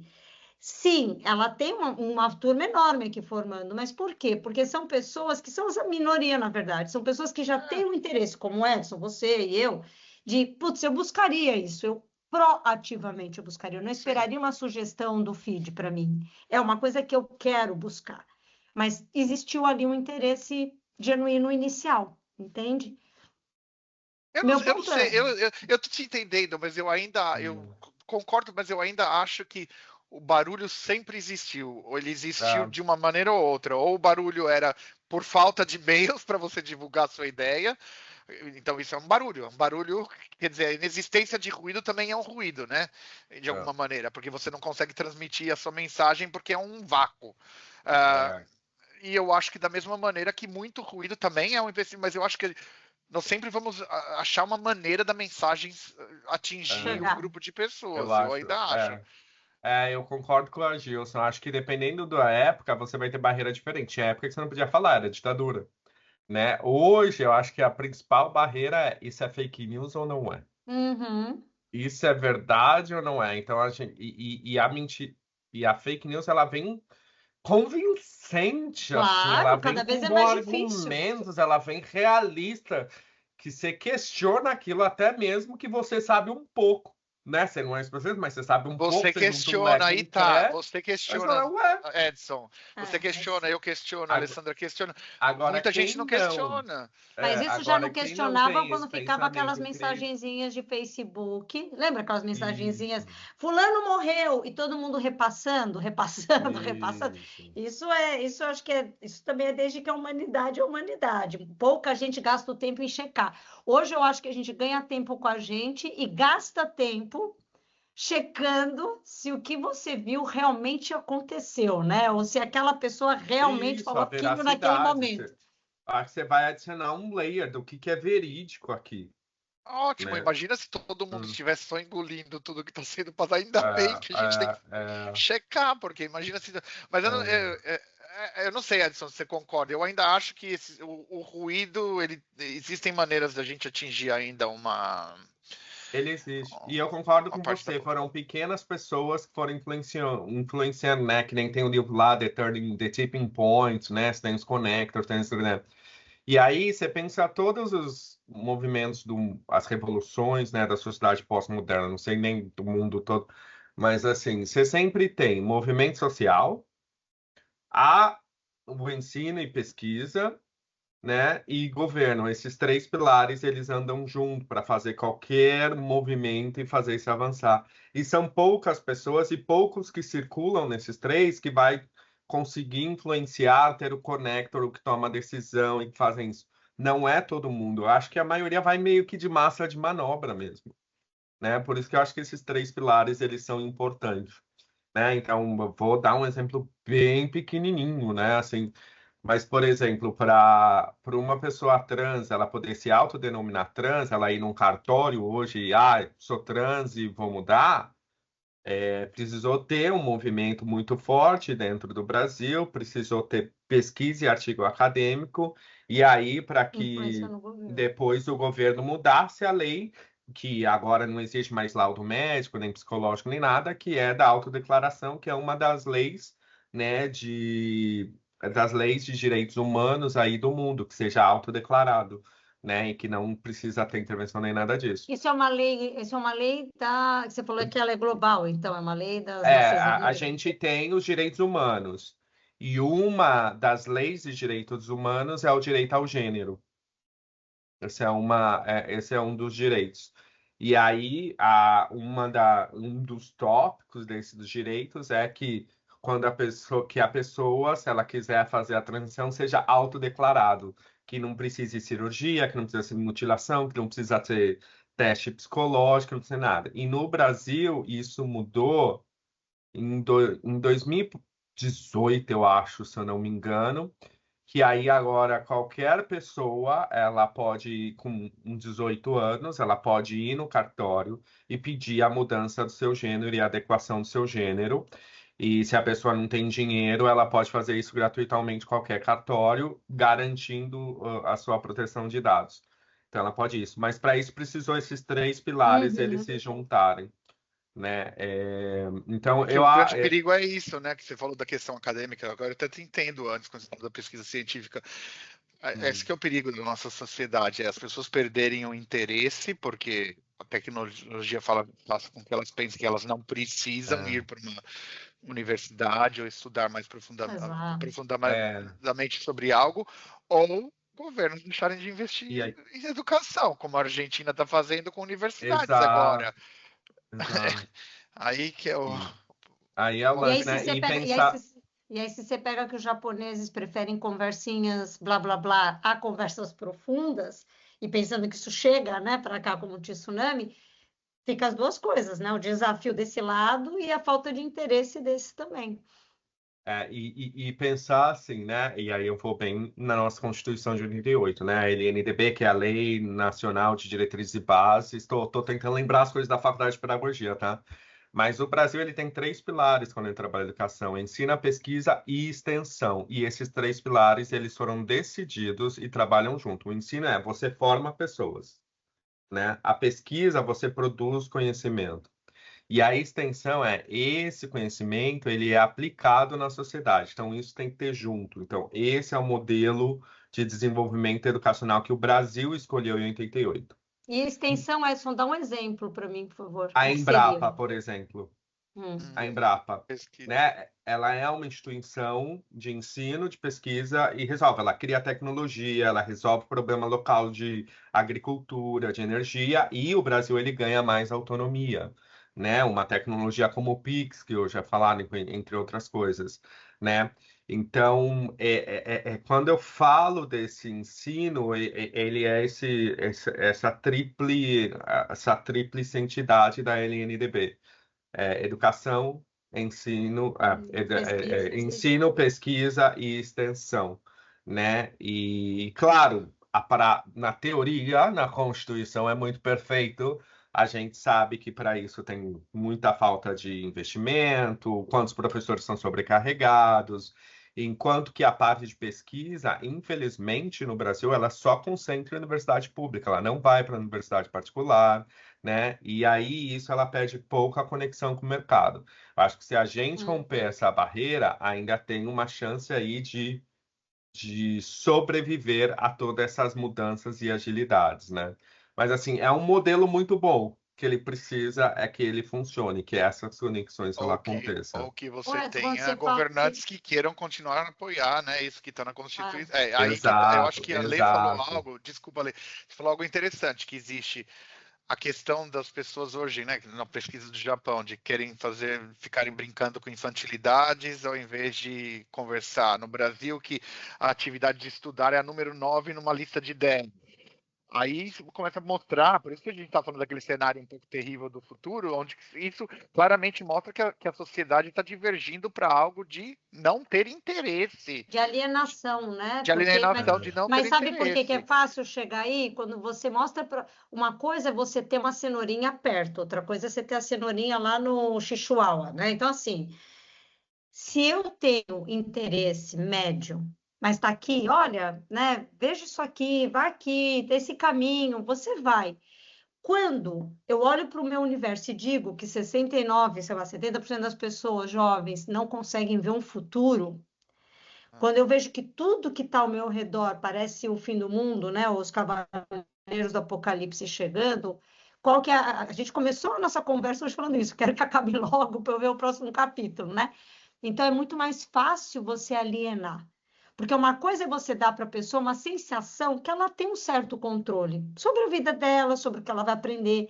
Outra coisa é quando você vê o Titanic afundando, você fala, eu não vou ficar aqui com os violinistas. Então é mais fácil você se alienar. Não sei se eu estou conseguindo ser visual nos meus exemplos. Sim, eu concordo, nós vamos voltar aí. Eu acho que a grande maioria vai alienar, infelizmente não vai ver o valor em continuar estudando, mas vai ter uma minoria dessa juventude que vai ver o valor, vai questionar o sistema e vai vir com um novo modelo de como nós deveríamos estar fazendo isso, como a nossa geração fez no seu momento. Eu acho que isso sim, a gente tem que ter ainda essa esperança de, apesar de ter uma grande, talvez uma ainda maior parte da população alienada por outras razões, não por falta de estudo, é mais por excesso de informação, É isso, por vai angústia. existir uma minoria ainda, que essa minoria que é a nossa esperança, que vai questionar o sistema, que vai tentar reformatar esse sistema e fazer algo de maneira diferente, que talvez a gente nem pense, porque nós não fazemos parte dessa geração. Uhum.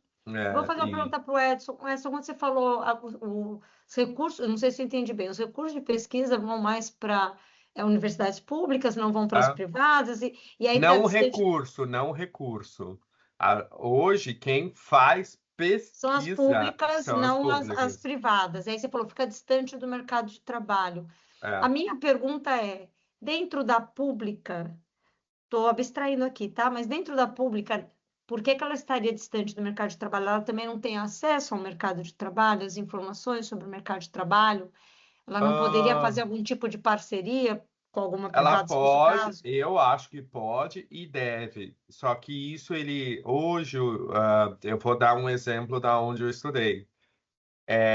Existe o mercado de trabalho que é para geração de lucro, tão somente só para criar Uhum, bilionários, e existe o impacto social. A universidade pública, o objetivo dela é o impacto social. uhum, Né? Então, por isso que eu dei o exemplo da Embrapa, e se a gente for olhar a Fiocruz, se a gente for olhar essas instituições grandes, o SUS, enfim, que tem pesquisa, tem ensino, o impacto delas é social. Então, tem uma cultura de não conexão, e até de assentar fundos do capital É conflito de privado. interesse também, é, né, na verdade. Porque assim, tá, se eu for fazer uma parceria com um banco e eu quero impacto social de diminuir a pobreza, o objetivo desse banco não é muito bem esse, mas não tem um né? outro lado, Edson? Por exemplo, eu tenho um lado, entendi, tem um lado de impacto social, o banco talvez seja questionável, mas nem tudo é, vamos falar, usar a frase do japonês, né? A verdade, ela pode ser flexível, né? Existe um Hum. fato das empresas, porque a gente pode falar mal de todas elas e temos assuntos para falar mal de todas, de todos os Ah, setores, não basicamente. tô nem Mas pondo juízo de valor, eu só falei o que é é, culturalmente. e essa é na É, minha pergunta, quando você falou, é. culturalmente acontece isso porque existe quase que internamente, né, esse conflito de interesse. Eu estou indo para impacto social, um banco não é exatamente isso, tal. Mas essas instituições, de alguma forma, elas geram oportunidades de trabalho e que geram riqueza, e que geram com que as pessoas possam trabalhar e adquirir bens e poder estudar, enfim. Então, talvez tenha uma nuance aí, né? Nem toda empresa é só maquiavélica, assim como nem todo mundo é só ruim ou só bom, né? Você concorda que talvez as universidades também poderiam olhar esse lado para poder se aproximar mais do mercado? Porque isso também é uma parte que faz impacto na sociedade, quando as pessoas têm que trabalham, que conseguem se realizar, enfim, que conseguem se sentir relevantes. Eu concordo. E aí a minha pergunta é assim, por que que as instituições de educação privadas não fizeram isso até hoje? Não, eu nem sabia que não fazia, eu estava te perguntando. Não, então, a pergunta que me veio é essa, né? Eu acho que Porque, todo Porque eu mundo até tem o acho que medo elas de. porque tá fazem. todo mundo com o mesmo É, interesse é, final. mas eu acho que todo mundo tem medo de ter o rabo É, preso com o mundo corporativo, porque exato. em algum momento tem um interesse de mercado, de consumo, que talvez não vá de Uhum, encontro com a questão educacional. E se uhum. você começa a depender de fundos do mercado corporativo, como também depende de resultados e tal, isso você vai ter dinheiro hoje, amanhã você não vai ter dinheiro para fazer essa pesquisa, porque vai de acordo com quando os meus resultados forem bons ou não. Eu acho que existe um conflito de interesse, eu acho que deveria acontecer. É. Talvez deveria ser mais algo que essas empresas pagam impostos o suficiente Exato, para que para isso fosse bancar fundos investido de para pesquisa. Era isso que eu não ia que eles falar. estivessem né, É, diretamente ligados, porque você Isso. vai botar uma é. empresa farmacêutica, pesquisa para para saúde, não, existe o viés do lucro. Então, né? assim, a melhor maneira, eu acho, de um investimento das empresas em universidades seria pagamento de mais Um impostos fundo. ou um Exato. fundo de ensino Isso no qual vá para eu as acho, Totalmente universidades. eu isento, que acho, são os é, assuntos que aquelas empresas vão ser ou não beneficiadas, dependendo do que é, acontecer, mas eu concordo, porque assim, se a gente, acho que tem um exemplo da indústria farmacêutica, né? Hoje, se você olhar isso que é doutoral, isso é isso. Se você olhar os estudos da indústria farmacêutica privada hoje, 95% das pesquisas são voltadas para resolver problemas de saúde da Europa. eu posso entender por E quê. aí porque tem investimento de canetinha emagrecedora, entre outras coisas. Enquanto que investimento, por exemplo, para dengue, a gente foi ter uma Malária. malária, essas coisas assim, não tem, né? Então, é aí que entra o conflito de interesse de governo, evolução da sociedade versus capital privado. Mas a solução que a Gilson falou é bem legal, assim, Eu o acho. quanto você tem uma taxação e que é isso, vai para o fundo de investimento e essa empresa É. paga É, e é uma não... lógica parecida com a própria do É. futuro do mundo sem trabalho, que uma das teorias não é o salário universal, é tipo um fundo Uhum. soberano que nem tem na Noruega com o petróleo, que É. todas as empresas que estão lucrando zilhões por conta dessa automação, são obrigadas a pagar impostos num valor X, e esse fundo reverte em riqueza para o resto da população. Porque vai chegar uma Uhum. hora que essas coisas têm um custo zero, você está produzindo para caramba, está tudo grátis, mas ninguém pode comprar nada porque não é grátis, grátis, na verdade. Então você Uhum. pague por Aí que a isso, equação não né? está fechando, né? Porque são os que É. menos pagam impostos. Exato. Então, aí vem É. toda a questão. Exato. Aí o Edson falou, todos os movimentos, vem, se eu não me perdi aqui, tem uma questão da parte acadêmica, tal, dos movimentos sociais e da E de política. governo. Enquanto a política, enquanto o governo, não vou falar política, enquanto o governo não é isento, porque se esses grupos são os que menos pagam impostos, enquanto os pobres mortais assalariados pagam E são eles que impostos, elegem, né? são Esses eles que políticos. elegem, né? A espinha está aí porque alguém elegeu, É. não foram só os americanos, né? É, Mas, e eu, fala. não, eu queria adicionar uma coisa ao que o Adilson falou antes, que é meio que o jogo do o Cavaleiro do Apocalipse, mas também trazer luz, né? Por favor. De É, ter esperança isso, né? Porque o Adilson falou antes lá da parte do... São esses poucos que vão ter acesso e vão conseguir influenciar e tarará. E esses poucos também entender que eles têm uma capacidade de influenciar e aqueles que estão ali no limbo, né, na máxima manobra, aí vem o meu querido amigo Paulo Freire, que eu gosto sempre de falar assim, fazer esses outros indivíduos que a educação deles tem que ser diferente e para educá-los é entender que lugar da sociedade você ocupa. Com esse nível de consciência, aí a gente vai aumentando mais Hum, esse nível de influência, assim. E aí, com o tempo, a gente vai ver, não tem diferença de saberes, né? O que tem é um mercado que diz que esse saber vale mais do que o outro, né? Mas todos são saberes, né? Se você perguntar para mim como ordenhar uma repete isso vaca, que isso é importante. Repete. Sabe aquele americano que repete 3 vezes para fixar? sim, é que Repete. assim, não tem diferença de saberes. Saber é saber. O que a gente tem é um mercado Que que valoriza. valoriza um conhecimento mais do que outro, né? Então, por exemplo, se de repente eu fui falar com uma pessoa que vou viver com uma pessoa que não teve acesso à educação, né? Vivia numa fazenda e falar nós somos, nós vertemos, eu não vou poder falar, olha, ela está se comunicando e a gente tem de comunicação.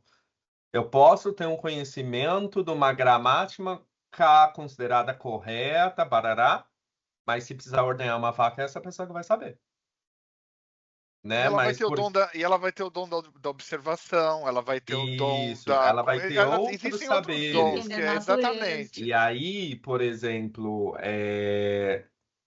o que a gente tem, mas se a gente for competir no mercado de trabalho hoje como está, o meu é considerado mais raro, então paga mais. Que tem, então tem diferença de valor de saber. Agora, com essa evolução ou involução, não sei, das AI, não sei o quê, e se a gente for viver em sociedades, em comunidades, né, com um salário universal, não sei o quê, qual saber vai valer mais? O meu falar direitinho ou o cara que sabe plantar, caçar, Ou cada um tirar leite dependendo da sua da necessidade sua naquela necessidade? comunidade, né? E aí a moeda de troca vira outra, né? Mas é meio que isso, né? Eu queria trazer essa luz de que acho que sim, é isso, esses poucos têm acessos que vão fazer essa diferença, mas cada vez mais eu acho que a gente conseguir empoderar essas pessoas que estão nessa massa de manobra para ir junto, para essa mudança ser mais coletiva. Posso trazer mais luz ainda? Porque agora eu vou Opa, fazer para a gente vai. finalizar Nossa, a gente está com muito muita lanterna luz, hoje. né? Vem Porque eu hoje. não sei se é delírio, mas vamos falar na luz. Não, mas agora era a luz mesmo, porque você falou dos 3 pilares e eu tinha falado lá atrás da família, né? E aqui eu vou me meter, como nós não viralizamos ainda, provavelmente ninguém vai nem saber que eu falei isso. Não sou especialista, não sou mãe, não tive filhos, mas eu acho que a família tem um papel importante aí em 2 aspectos, e eu acho que isso é mais difícil de fazer a mudança, porque implica uma mudança de mindset, mas não é impossível de fazer, e você não precisa influenciar todo o estado de São Paulo para que isso Uhum. aconteça. Então, a primeira coisa que eu ia falar, que é essa que você falou, os pais terem essa consciência de estimular nos filhos o questionar, né? Porque vai ter pais que vão ter mais abertura para isso, e vai ter pais, e eu estou lembrando esse assunto, porque lá atrás o Agilson falou, toda geração repete essa história, né? Que não entende anterior, que não sei o que. Pô, será que a gente não pode aprender disso? E a hora que você falou, eu tive um insight. Eu acho que o primeiro é esse: toda geração entender que entra ciclo, sai ciclo, entra geração, sai geração. Toda pessoa que é pai, né? Os pais olham para os filhos com essa consternação de não deveria fazer isso, não era assim, isso aqui está piorando, mas eles também foram filhos e também passaram por esse juízo de valor. Então, entender que isso não é que está errado o filho, e sim é que você está entendendo o seu filho com a sua ótica. Uhum. E se Uhum. você conseguir colocar isso na sua cabeça, e a primeira coisa é, independente do que o meu filho quer ser, eu quero criar o raciocínio crítico nele, eu vou gastar o meu tempo de sair do meu Instagram, que eu estou postando meu skincare, e perguntar para os meus filhos, porque, gente, eu faço esse teste com os meus sobrinhos, que são todos viciados em redes sociais, como toda adolescente, e eu vejo que eles têm interesse. Só que você tem que ter paciência. Não dá para você chegar e ficar sentando com a criança e falando e querendo que a criança absorva tudo. Você vai jogando coisas e você vai vendo que eles têm interesse. Uma das coisas que estava na pesquisa era eles queriam ser mais ouvidos pelos pais, eles queriam mais interação com os pais. É uma das coisas, não é você falar, é você perguntar. E nesse exercício de perguntar para o seu sobrinho, por que que você sente isso? O que que é que você sente? O que que foi que você ouviu? Você vai gerando essa capacidade da criança refletir sobre o que ela está vivendo. Então, essa acho que é a primeira semente. Não custa muito, né? Custa você reconhecer que você não está 100% certo e que seu filho está vivendo o mesmo que você viveu décadas atrás. A segunda vem nessa linha, que eu já ouvi e vou trazer o exemplo do que eu quero dizer. Aquele típicos pais que ficam, e isso eu estou falando porque é um caso real, tá? Eu vi um pai postando um negócio, com uma foto, os filhos e tal, e falando que se os filhos tivessem ouvido ele, que ele sofre muito porque os filhos não ouvem o que era melhor para eles, blá, blá, blá, blá, blá. Resumo desse post enorme. Eu sei o que é bom para os meus filhos, e o que é bom para os meus filhos é isso, mas eles decidiram fazer aquilo. E agora eu tenho que amá-los, mas eu não entendo, né? Vamos pensar assim bem friamente. Se você é um pai amoroso, você vai amar o seu filho. Ponto. Com as decisões que ele tomar ou não tomar. O que você acha que é importante para o seu filho vai estar sempre baseado na sua experiência, no seu juízo de valor. E valor você vai transferir para ele e tal. Agora, o que ele vai virar a partir dali já não está mais na tua esfera. E não é o que você decide que é o certo para o seu filho. Tudo bem, não estou falando assim, o teu filho está viciado em drogas, não deixa ele lá. Não, né? Mas dentro do viciado em drogas e faz tudo o que você quer, existe um espaço enorme para o seu filho ser algo diferente de você. E não é nem melhor nem pior, é diferente. Ele está ocupando um papel na sociedade, como disse o Edson aí, relembrando o Paulo Freire. Então, acho que se os pais conseguem se desapegar dessa necessidade de achar que sabe o que é o certo para o filho, com base nos seus traumas, com base no seu juízo de valor, com base na sua história pregressa, dar esse base para o seu filho, mas ver o que o seu filho vira, né? Que nem quando você planta o feijãozinho lá, que você criança planta o feijãozinho no algodão, e você vai vendo como o feijãozinho vira, certo? O feijãozinho não virou exatamente o que você queria. É você ir fazendo isso e aprendendo com o seu filho. Eu particularmente acho, não acredito que seja fácil, mas eu não acho que é impossível. E você sim criaria pessoas com mais segurança psicológica, com mais autoconfiança, porque gente para fazer bloqueio de bloqueio é porque está muito ferido, né? Então, menos crianças feridas no mundo, né? Mais terapia, a gente teria menos guerras, greves e etc. Então, aliás, greve não, porque greve é outro assunto, mas guerras e atrocidades que a gente vê por aí. Então é isso, gente. Não sei se faz sentido o que eu estou falando, mas acho que é uma coisa que pode começar dentro de casa. Você não precisa esperar o governo, você não precisa esperar o instituto de pesquisa, você não precisa esperar um movimento social, uma minoria filosófica. Uhum. E a letra travou. Não, voltei. Bem no Eu final. fiquei Ah. esperando vocês falarem e falei, eu estou travada, provavelmente. Então, Não, concordo. É muito bem realmente de casa, é a escola da vida, mas desde que não sejam forçados valores que foram criados em em outra época, outra vivência. Eu acho que você falou algo muito importante, de escutar e questionar. Criar o senso crítico. Eu vejo vários exemplos de pais que eu não tenho paciência, não tenho tempo, eu não tenho saco para falar com você, eu trabalhei o dia inteiro, vai, faça as suas coisas, vai, procure seus amigos, vai. Quer dizer, claro, eles vão procurar a tela, eles vão procurar e vão aprender vai saber de quem. Exato. Então, eu acho que é muito importante isso, a questão do questionamento e ajudar os filhos no desenvolvimento do pensamento crítico. e perguntar para entender e não para responder, né? Isso é bem Isso. importante. Porque eu tô muito Paulo Freireano hoje. Nossa Senhora. Porque é aquela coisa, né? Igual na relação professor-aluno, não tem quem só ensina e quem só aprende.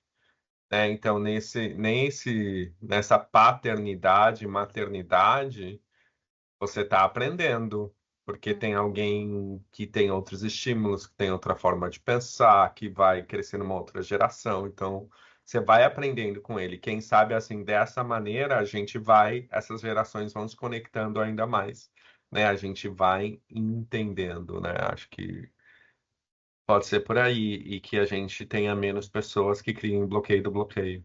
Ai, não, bloqueio do bloqueio, É, gente, juro. Eu porque... fico um pouco mesmo. Mas, enfim, deixamos a espinha para lá, porque a gente terminou bem. Não quero que a espinha É. cede, ou que apareça aqui um post de alguém vestido de Jesus Cristo, né, gente? Então, vamos eliminar isso da nossa vida por enquanto. Enquanto a gente pode, né? Vamos eliminar. Ai, ai. É isso aí, gente. Não temos, assim, a gente tem uma pauta enorme de assuntos para o próximo. Acho que a angústia é um bom tema sobre essa performance toda, e acho que vai ser um assunto que muita gente vai se identificar, porque é o que eu mais escuto, né, atualmente. Vamos dar tchau aqui para a gente. Tchau, tchau. Tchau, Até a Maria próxima. Tchau Gerdete, com esperança. adiós. Tchau com esperança. Tchau com esperança.